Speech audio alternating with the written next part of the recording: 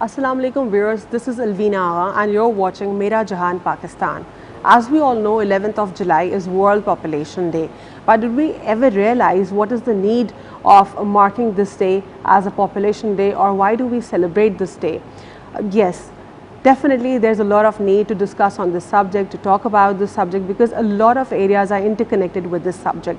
That is why we've bring this amazing and informative program for all of you. So I won't take much of time. I'm going to introduce my honorable guest, and today we have Justin Thompson with us, who's Country Chief Executive, DKT Pakistan.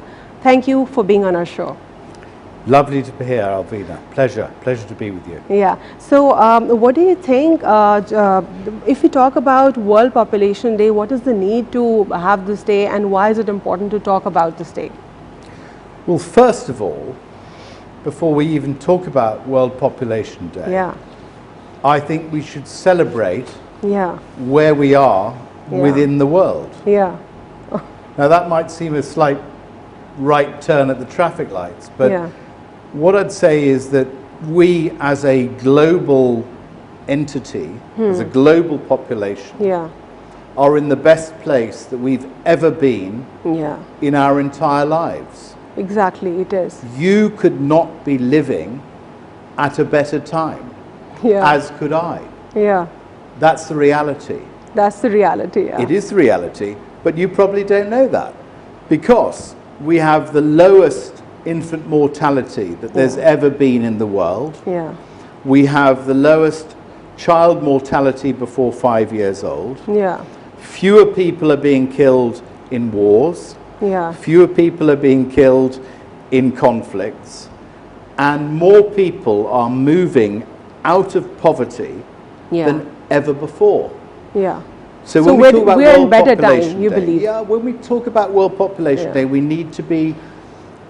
need to celebrate it. We need to be positive about where we are globally. Now, we've had COVID-19, which has obviously been shocking for the whole world. It's set us all back for the last 18 months. We're coming out of that, some countries more than others. But broadly speaking, there has never been a better time to be alive than now in 2021. Because we have a lot to celebrate for. Indeed, indeed. Unfortunately, we live in a world where we are met with the internet. We have all sorts of... The best technology. Yes, but the fact of the matter is that people globally are ignoring facts.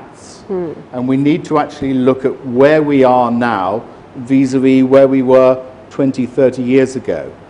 There's an awful lot of doom and gloom around. There's an awful lot to be sad about, and we need to make changes. We clearly need to improve people's lives. Yeah. But in relative terms, Yeah. it's a great time to be alive. And Justin, do you believe this communication process has improved our lives more better?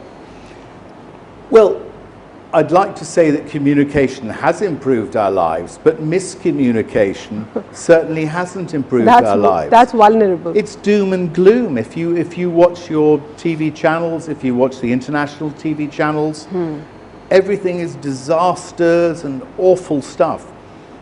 I appreciate those things are going on. There's no denying, there is war in X place or Y place, and there is malnutrition here and there.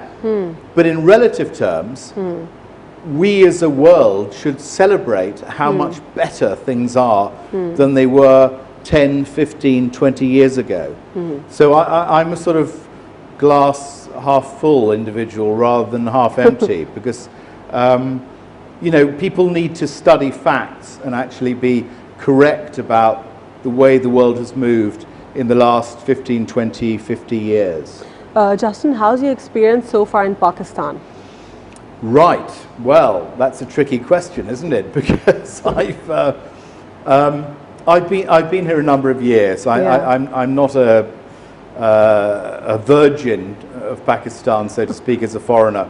I came here in 1997. The day Diana died, which might be relevant to some people, 1st of September 1997. And I basically forgot to leave. Okay. and I've been here pretty much ever since. It's been on and off. I mean, I have been outside Pakistan. Yeah.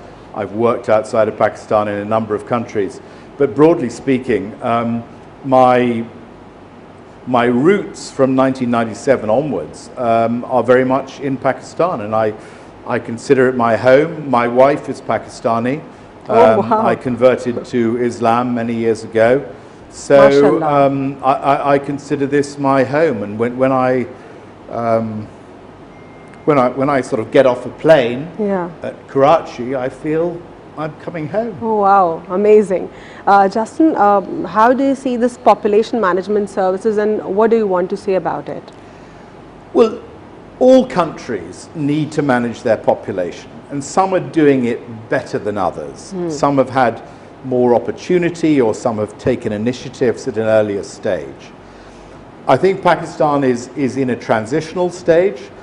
I'm highly impressed by both provincial and central government in their approaches to population management. Yeah. It's clearly the way ahead if you're looking at the development of a country moving forward from an economical perspective. And I would say Pakistan is moving positively. It can be better, could be better, should be better. But there's no denying the will of both central and provincial government to improve the package. Yeah. And that's crucial. It's crucial for any country's development to have their planning, and you know, I stress the word planning. Okay. Because we're not saying, no one is saying don't have children. Exactly. That's not the point. Exactly. The That's point against that- human rights. No. But that's we in a broader perspective talk about planning. Absolutely. I mean, it's a Yeah. fundamental right Yeah. for people to have children. Yeah. When we talk about planning of children, it means what is best for a couple, Yeah. for individuals, to bring a child into the world. It's a major commitment. It's a Yeah. major financial commitment and so forth. Yeah. All we are encouraging is education, Yeah. teaching adults, Exactly. couples, Yeah. to have the knowledge and Before then getting have married. the right to Yeah. choose. The Yeah. right to choose. So, you know, we're not saying for a young married couple don't have children. Of course we're not. You know, they'd love to have children. I mean, children are crucially important and you know, an integral part of our beings. What we're saying is have children when it is the right time for you. And so that's where education comes in. That's where allowing people to have the right to choose, to decide on contraceptive measures, which mean they can have a child after a year, they wait 3 years, have another child. You know, what we don't want is child after child after child. Yeah. But looking at it globally, Yeah. and this is again the positive side of me, Yeah. and I think this should be stressed. In 1948, Yeah. the average married woman had how many children? I'll answer the question because you probably don't know. Yeah, The average married woman in Yeah. 1948 Yeah. had 5 children. Oh my God. 1948. We've now moved to 2012, 13, whatever, where are we now? Yeah. But in the year 2000, Yeah. it's down to 2.5 children. Oh, okay. So I'm not sure where the half comes in, but that's, Yeah, that's okay. statistics for Yeah. you. That's statistics. Yeah. But that is a huge progression. So, Justin, we are just going to continue our talk right from here, but I do have to take a short break. Stay with us.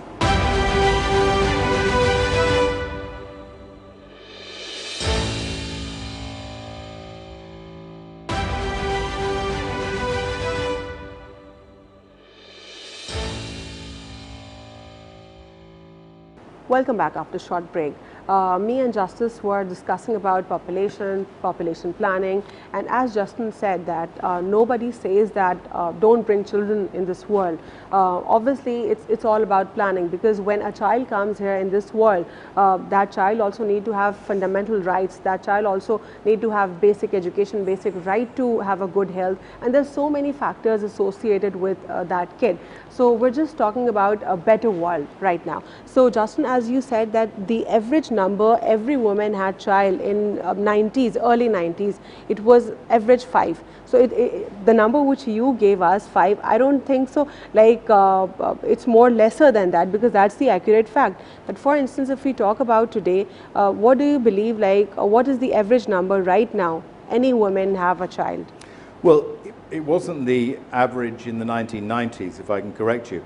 I'm talking back 1948, 1948, 1950. Okay. The average married woman was having 5 children globally. Yeah. What has changed over time is obviously, first of all, infant mortality has reduced considerably. Yeah. Now, in the olden days, if one wants to call them that, there was a high incident of child mortality. You know, a lot of children died either in childbirth or within the first 4 or 5 years of their life. Exactly. Now, thankfully, the mother health is also addressed. Well, the mother's health. I mean, a lot of mothers died in childbirth, but if you're talking about sort of population expansion, what was going on in the 1950s and 60s was that not fine, but a lot of women were dying in childbirth, but also there was a high infant mortality, and the healthcare of infants wasn't of a high standard, and we've developed a lot since then. So what's progressed is that there was the psyche of people in those years and prior to that was, look, I'm going to have 5, 6, 7 children. Of those 5 or 6, then 3 will die or 4 will die. It was just an attrition rate which was regarded as common in those days. Happily, times have moved on, so far fewer children are dying. So the whole psyche of, well, I'll have 7 and 4 will survive and help keep me in my old age, and they'll go on and work here and there and supply funds to me to carry on living. Those days are now gone, because thank goodness, mashallah. But Justin, how do you believe, like how did it all change? Is it about a positive communication, or that included the government legislation and government policies? What was the main thing which addressed that? Oh, well, I think I don't think it was necessarily a governmental issue. Some countries, you could argue, China and India, took a fairly hard line when it came to population control. But I'm saying it's been a natural progression. I don't think you can simplify it and say, well, governments have forced that. I'm saying that over time, people have, economically, they've suddenly thought, well, I used to have 7 children and 3 used to die. And then over time, if I keep having 7, and suddenly all 7 are alive and all 5 are alive. So there's been a natural psychological decision made by individuals across the world, irrespective of governments, who are suddenly saying, I don't need 7 children, I only need 3 children, or 5 children, or 2 children. And there's been a progression, and people have realized, first of all, the infant mortality rate has dropped down, thank goodness. So there won't be a natural attrition rate. And so I needn't have 4 or 5 children. I can have 2 or 3 and they'll all survive, mashallah, and grow to be, adults. So the society per se, has moved forward from, as I say, this average of 5 in the 1950s to now where it's 2.5. And it's not necessarily a governmental thing.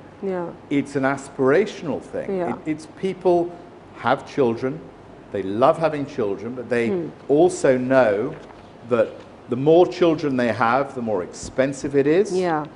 And for them to move out of poverty trap, move forward, everyone has aspirations, and Yeah. I think that the power of the media, the power of television, the power of all of this has revolutionized the thinking of Yeah. people, Yeah. be it in some interior village in Africa Yeah. or an interior village in Sindh. Yeah. Someone in Sindh is watching an Urdu drama, and they're seeing someone with a nice Toyota Corolla or the chowkidar riding a nice motorbike, Yeah. and they're thinking, well, I'd like some of that. I'd like to have that. I'd like to have a motorbike. Yeah. So everyone, at whatever level it happens to be, Yeah. is rethinking their lives. And children are a very expensive proposition to have. Exactly. And at every level, people are now making lifestyle decisions, for want of a better and we word. do have to have a balanced life, right? Of course. I mean, Yeah. of course. You know, I mean, of course, one has to have a balanced life. Yeah. I mean, that's, you know, we all, you know, we all want to live a good life. We all want to Yeah. live a comfortable life. Yeah. I mean, I can give you a very good example. I don't know if we have time to give Yeah. it to you. I came to Pakistan in as I say, in 1997. Yeah. Very fortunate to have met my wife here Yeah. and be married here. Yeah. And we've had a maid or a domestic staff, whatever one likes to Yeah. call her. Yeah.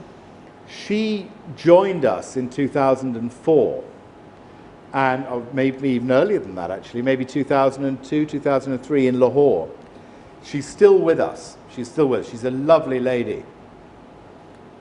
And her life is actually something which I think is, you know, I'm a little bit emotional about it because,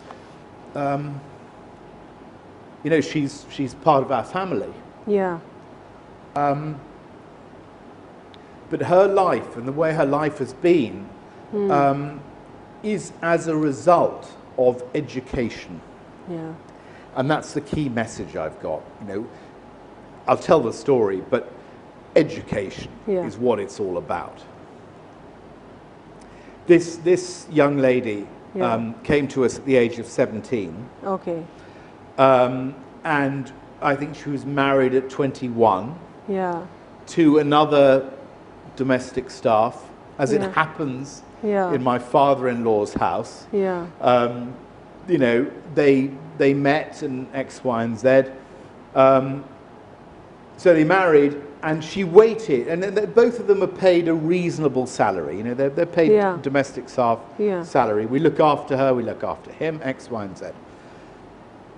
But the key thing was that they decided to make lifestyle, or not lifestyle, but choices about when they wanted to start a family. Okay. Now, this was actually before I was in the family planning business, so Okay. so I can't claim Yeah. any responsibility or That you credit. changed your life. I can't Yeah. claim any credit for this. Yeah. But at the end of the day, they decided they wanted to wait a few years before they had a family. Yeah. So I can't remember the exact year they married, 2000, whatever it was. Yeah. But they waited 2 or 3 years. Then they had a son. Yeah. Then they waited again Yeah. for, I think, 2 years, may have been even 2.5 years. Yeah. So they spaced Yeah. their decisions of having another child. Yeah. So they had one child, they were dealing with the financial aspects of having that child. They then decided, we'll wait, we're not going to have one child after another. Yeah. They waited certainly 2.5 years. Yeah. Then they had another, and then they had another final child after 4 years. Okay. The result of all this was their finances were sorted Managed. out. Yeah. They were sorted out. She knew what she was earning. He knew what he was earning. It was controlled. So they had 3 children, spaced. They've still got 3 children. You know, Yeah. I'm not saying, you know, they were wrong to have 3 children. Yeah. They've selected to have 3 children, which is Yeah. absolutely entirely within their So they right manage and and so balance forth. their life amazingly. Exactly. So Yeah. they knew what it costed to have a child Yeah. and bring a child into this world, and give them the best possible chance of furthering their life. Yeah. So they've done this. They've done this with 3 children. They've now decided to have no more children. Yeah. So her husband has taken the steps to prevent him producing another child. Yeah. He's had a vasectomy. He's made that decision entirely of his own free will. Yeah. He did that before I was even involved in family planning. So these are people who are quite intelligent, Yeah. happily well educated. Justin, we're going to connect right from here. I need to take a short break. Stay with us.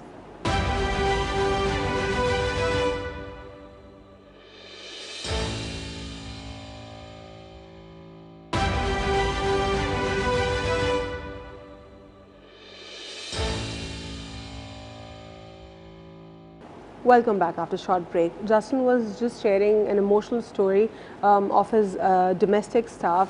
He was telling like what sort of connection he has with that family, because they are a part of his family, and he told us how they kept spacing in their children, and both of the husband and wife knew at what time they should have a kid, because they wanted a good life and better life for their children. So they spaced their child. They still have 3 children, mashallah, and they manage their finances.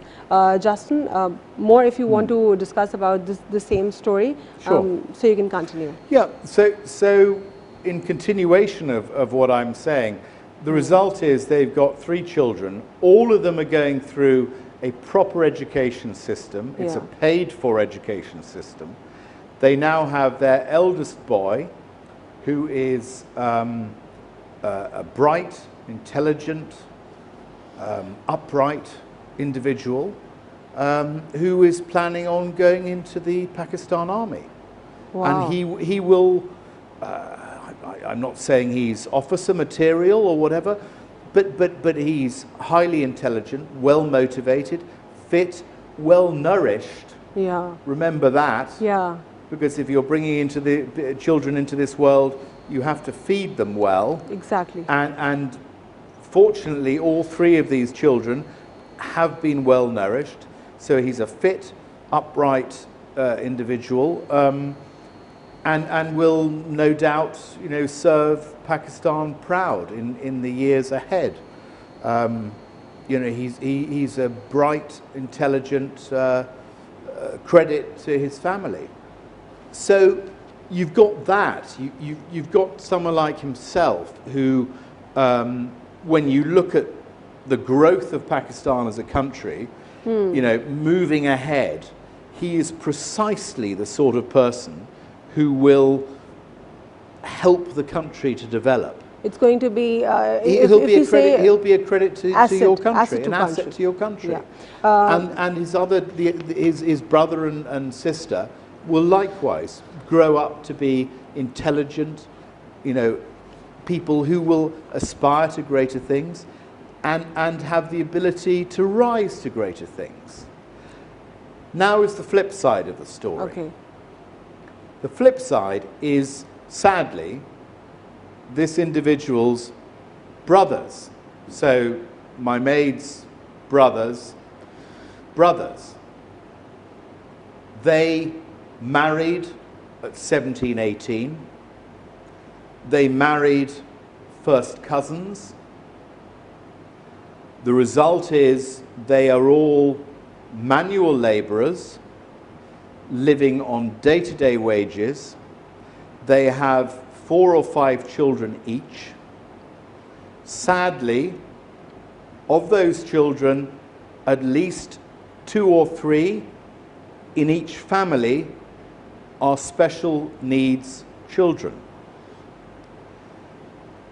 First cousins. Please, this is an issue which I believe the Pakistan government has actively attempted to address, but it's a problem all over the world, whereby there is this encouragement to marry within families. The result is problems, huge problems, and one calls them special needs children, and mashallah, but it is a ghastly situation for the families to have to manage, because they are dealing with children who have various special needs, and those special needs are not going to go away. So they will have special needs children for the years and years to come. Okay. Justin, how do you see these private providers of family planning products companies? How do these companies operate, and what is their ultimate objective? The ultimate objective is education. The ultimate objective is to provide to the population of Pakistan, to adults within Pakistan, the knowledge about family planning, the right to choose. So women can choose whether they want a child at that stage, whether as a family they want a child. That is what we are here for. We're here to educate, we're here to provide the physical products which people can use should they choose to use them, but more importantly, it's just to educate. It's to provide people with the knowledge of what's available to them and give them the right to choose. Okay. How do you see DKT in Pakistan has penetrated, and how much better you think they have so far also be a part of Pakistan? Well, I've only been here since the 1st of May, so it's a little early for me to judge. But DKT Pakistan has been here since 2012. And we basically work in two specific areas. We work in social marketing, which is where we provide products to farmers, pharmacies, to retail outlets, and so forth. Contraceptive products, yeah, to allow people to purchase and decide. Yeah. In many ways, more relevantly, we've developed over 1,250 clinics, which are franchised. They're not run by us, they're run by individuals, they're run by individual business people, they're run by community midwives who've decided to take the step into commercialism. So we assist these individuals, we've built the clinics, we've renovated them, and we continue to assist them when it comes to providing products for them, and also training, ensuring that they have sufficient knowledge to be able to provide advice, considered advice to the people within their communities. And we continue to monitor those clinics, and we do that on behalf of the Pakistan government and in association with the Pakistan government, because the Pakistan government is also very active, ensuring that all of these clinics are up to the mark when it comes to providing a sufficient level of care and consideration and advice. Okay, so we'll continue after a short break. Stay with us.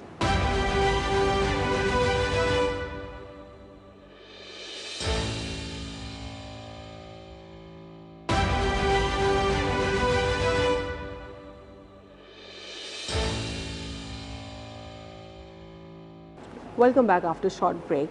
Justin, what do you think is a barrier in Pakistan when it comes to population or planning?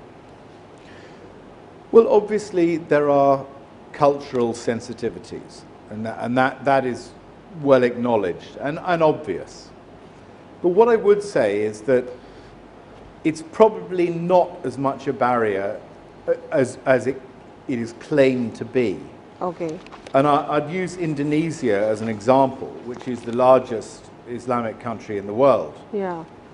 Now, in the early 1970s, the Indonesian government took the decision to try and control the population, and they brought in a number of measures. And these weren't sort of measures which were sort of forced sterilization or anything like that, but they gently educated the population when it came to family planning. So that worked very successfully for over 20-25 years, and is still, in terms of our DKT position, is one of our most important countries in the world. So the whole family planning aspect, vision, is alive and well in Indonesia, and that's the largest Islamic country in the world. And they have they've embraced it. It's been embraced by religious leaders, it's been embraced by the communities. And so the result is that their population has very much come under control. So Justin, if we say that the religious scholars, the intellectuals, the icons, they also play a pivotal role in educating people, would that be correct? Absolutely crucial. Absolutely crucial. I mean, I think the religious leaders in Pakistan, the majority of whom are highly intelligent, well educated, not only in their religious knowledge, but also in their knowledge of culture and so forth. It's very important that they have to be fully embraced and involved in any type of family planning, education or movement. And I feel that they are. I mean, I've only been here for a few months, but I'm sure that linked in with the government, yes, they will fully embrace and imbibe this because it's in everyone's interests. Exactly. And to the best of my knowledge, based on the Indonesia experience, it's not actually against religious belief per se, but these are people who are intelligent, highly intelligent, and are decision makers within the community. And so, you know, people who gather at mosques on a Friday or Friday prayers or whatever, they naturally and quite rightly listen to the words of people who are highly intelligent and well versed in religion per se. So they have to be involved. When it comes to family planning, it's crucial. It's crucial that all, both religious and leaders within communities, community leaders, heads of villages, heads of towns, you know, all the people who do assist in providing information, providing advice, they have to be part of the process. So the communication process is really important. It's crucial. It's vital. It's vital. I mean, the work we do, and with respect, the work our fellows do, and indeed the Pakistan government, unless you have local community leaders part of the process and fully embraced with it, agreeing with it, then you will struggle to get the message across. So, and Justin, what do you believe about legislation? How much legislation plays pivotal role in this particular subject? I don't do legislation. Oh, okay. So you don't think that is interconnected with that? If there's a better legislation, not against the fundamental rights, not against the human rights, but if there's any legislation. As I've said, I'm not a fan of legislation of any description. I'm a free thinker. I'm sorry about that. Okay. I just look at the right of people to choose. And that is choose through how they education. lead their lives. This is not in respect to this particular country. If you sat me down in England, I'd say exactly the same thing. Okay. I hate legislation. Okay. I don't like laws. Yeah. So you own what you're saying. Your statement is going to be same everywhere. Oh yeah. No. Please. It's not specific to this country. Yeah. I think, generally speaking, I'm a bit of a rebel. I'm a rebel with a cause. Rebel with a cause is Rebel amazing. with always. a cause. Yes. That's the way I am. And interestingly, that is very much the DKT way, I think. Okay, if we discuss more about DKT, as we've read about it, DKT works to increase the availability and affordability of a full spectrum of modern birth controls method. Do you want to talk about it?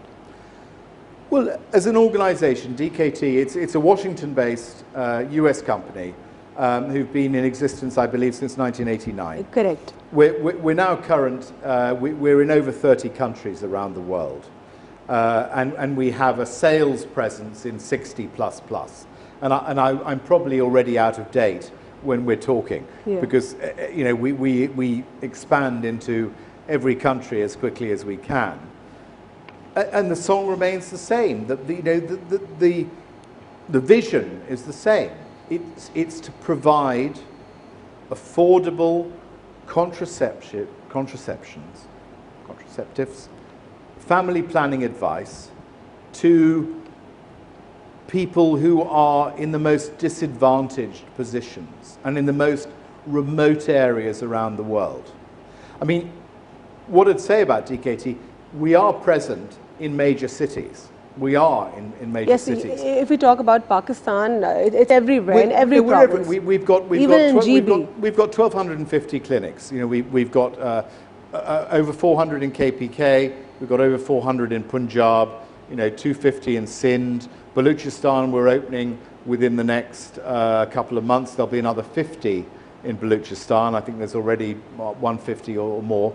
So, but as an organization, we look to be present in the most remote areas. Okay. You know, we want to service the least advantaged people. Justin, any message you want to give to our viewers? Well, what I'd like to say is that I think that what we strive for is that with DKT Pakistan, in all the pharmacies and retail outlets, we sell contraceptive products. And in our Dhanak clinics, we give hope. Thank you for being on our show. It was really nice talking to Justin Main Thompson, and we had really informative session. We spoke generally on population, we spoke about human rights, better world, better Pakistan, and we spoke on different areas interconnected with population. That's all from our side. God bless you all. Allah Hafiz.